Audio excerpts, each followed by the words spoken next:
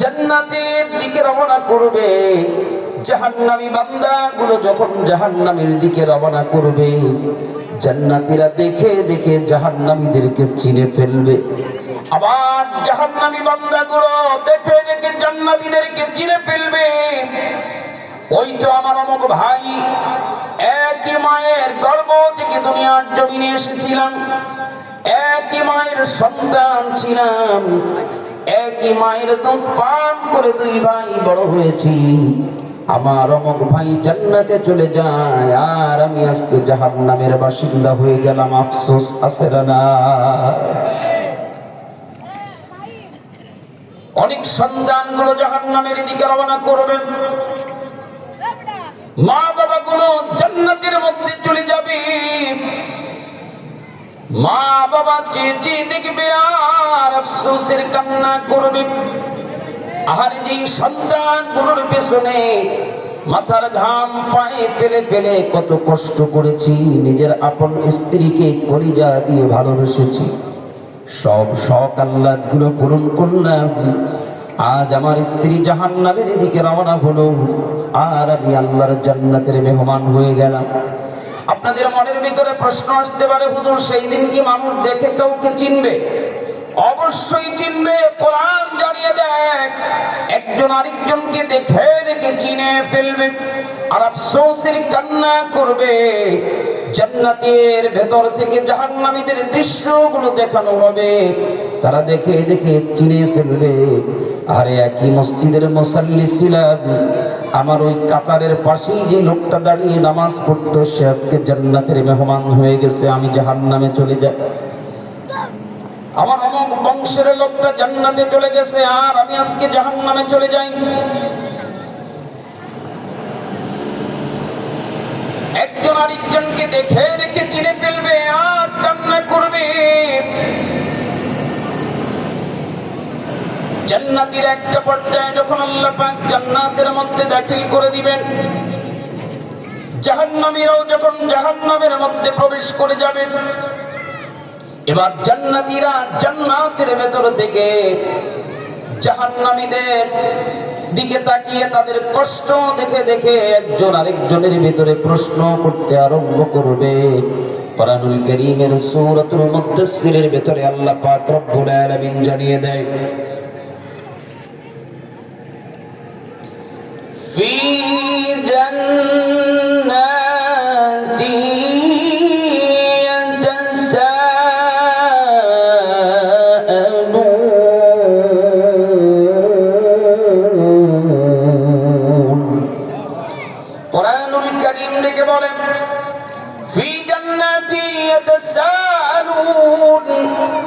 জান্নাতের মধ্যে একজন আরেকজনকে সওয়াল করবে, প্রশ্ন করবে, জিজ্ঞাসাবাদ করবে। আনিল মুজরিমিন,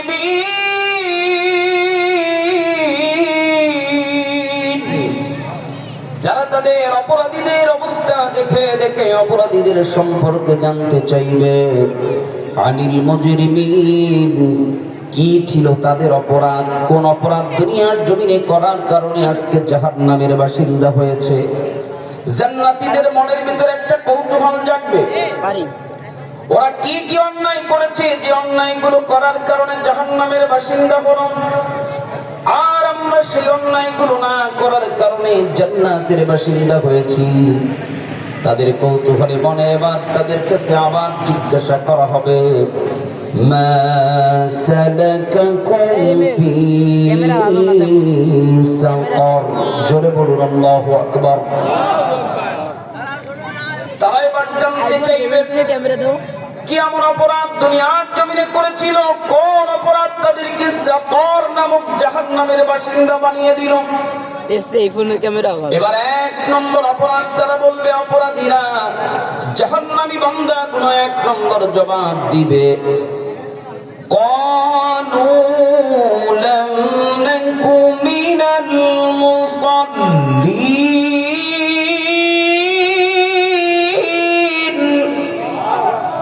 এক নম্বর জবাব দিবে তারা ডেকে ডেকে বলবে, লাম নাকু মিনাল মুসাল্লিন, আমরা দুনিয়াতে মুসাল্লি ছিলাম না। সাল্লা ইউসাল্লি, বলেন তো মুসাল্লি কাদেরকে বলে? যে ব্যক্তি সালাত আদায় করে, যে ব্যক্তি নামাজ আদায় করে। শুধু মুসাল্লি সাজলে হবে না, বরং প্রকৃত নামাজ, যেই নামাজ আল্লাহর দফতরে কবুল হয়ে যায়, ওই রকম প্রকৃত নামাজি হওয়ার দরকার আছে না? আপনারা রাগ করবেন বললে? আমাদের দেশে মুসাল্লি সাজা সহজ, মুসাল্লি সাজা সহজ, প্রকৃত মুসাল্লি হওয়া কঠিন। আপনারা যদি কষ্ট না নেন তাহলে আমি এই নামাজিদের কিছু পার্থক্য আপনাদের সামনে তুলে ধরি। দেখুন বাস্তবতা মিলা। আমাদের সমাজে নামাজি হয় সিজনাল নামাজি। কি নামাজি? সিজনাল নামাজি। আমি এদের নাম দিছি। বছরে কিছু নামাজি হয়, সারা বছর নামাজের কোনো খবর থাকে না, শুধুমাত্র ঈদের দিন নতুন কসমসা লুঙ্গি পরে এরপরে সব মুসাল্লিদেরকে ঠেলে বুঝাইয়া এরপরে সামনের কাতারে যে ইমাম বরাবর দাঁড়ায় আছে না।